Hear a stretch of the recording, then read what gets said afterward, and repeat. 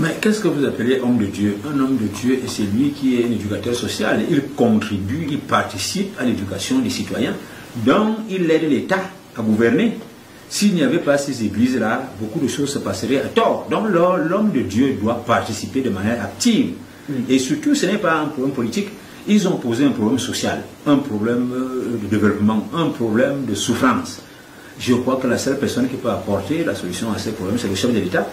Tout simplement parce que les évêques ont compris que l'entourage n'a pas compris, et ils sont incompris par l'entourage. C'est une nouvelle, c'est pour ça qu'ils disent qu'il y a quelque chose de trop. Et s'il faut le dire, il fallait crier. Il est normal que le président de la République leur ouvre la porte et s'entretienne avec eux pour qu'ils s'expriment, vraiment, qu'ils disent ce qu'ils veulent.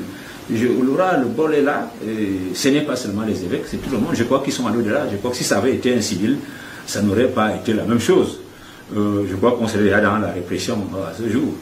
Ou alors, vous voyez que les hommes politiques sont aussi embrigadés dans ce que nous appelons la discipline du parti, où les gens ont à dire et ne peuvent pas le dire. Tout simplement parce que ils sont rentrés dans une situation de blocage. C'est une situation de blocage. Je suis convaincu que même tous ceux qui se disent dans les partis politiques veulent parler, ils veulent dire quelque chose, ils peuvent s'exprimer, mais non pas moins de s'exprimer. Ils passent donc par la répression en faisant croire qu'ils sont beaucoup plus avec le chef d'État que les autres personnes. Nous sommes tous les enfants de Paul Biya, nous avons vu ce qu'il a fait, mais il est aussi normal qu'en ce moment, qu'un fils dise à son père que papa, est-ce que tu n'as pas vu ce qui s'est passé à gauche ou à droite? C'est un rappel tout simplement. Alors, mais si donc, vous avez 10 enfants, un seul a accès, ou 2 seulement ont accès, les autres ont dit, ne peuvent pas dire. Il y a quoi aller pleurnicher? Donc je crois que le cri des évêques est un cri des humains, des personnes, des encadreurs qui veulent être écoutés par leur chef de l'État. Un membre du Conseil régional du Centre, Firmin Etundi, fait entendre une voix qui résonne comme un appel à la libération politique et à la fin d'un régime autoritaire qui dure depuis plus de 4 décennies.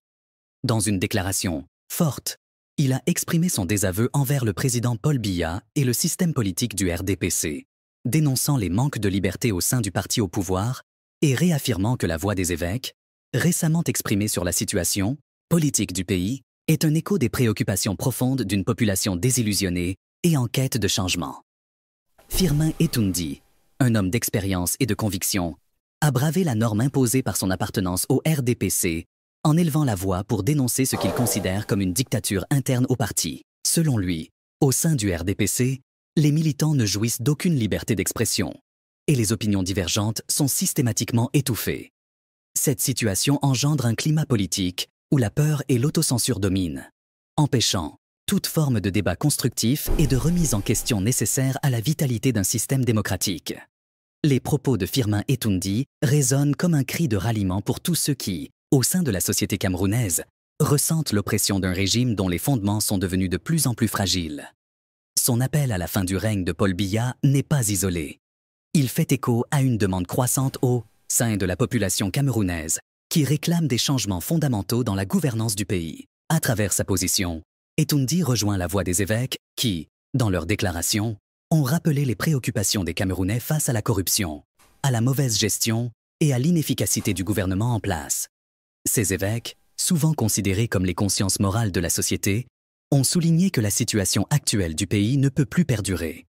Le message de Firmin Etundi, tout en se démarquant par sa franchise, est porteur d'une exigence de renouveau et de réformes profondes. Pour lui, il est temps que Paul Biya, après plus de 40 ans de pouvoir, fasse place à une nouvelle génération de dirigeants capables de conduire le pays vers un avenir plus démocratique et prospère. Loin d'être un acte isolé, cet appel s'inscrit dans un mouvement plus large qui secoue le Cameroun. De plus en plus de voix, à l'intérieur comme à l'extérieur du pays, dénoncent les dérives du pouvoir et demandent une véritable alternance. Le temps semble être venu pour le Cameroun de franchir une nouvelle étape, celle d'une gouvernance plus inclusive et transparente.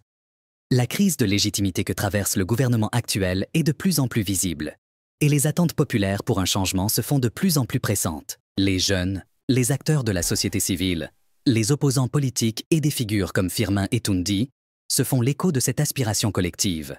Il est évident que le pays ne peut plus continuer à vivre sous le joug d'un système politique qui ne répond plus aux attentes de ses citoyens. Si la majorité des Camerounais continuent de se taire face à cette situation, c'est dans l'espoir que le changement viendra du sommet.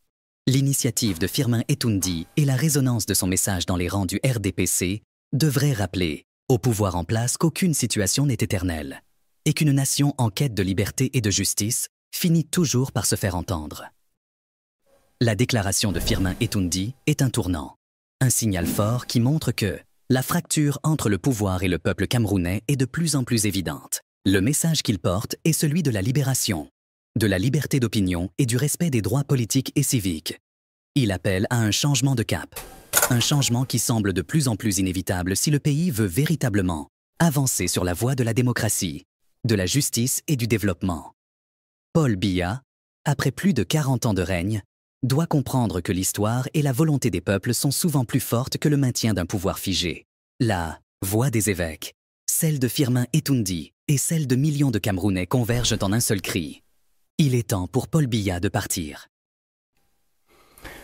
En fait, il faut que le président Paul Biya comprenne une chose, que si les évêques se sont réveillés et ont utilisé des termes un peu hors du contexte, c'est juste parce qu'on a besoin d'une nouvelle génération de dirigeants.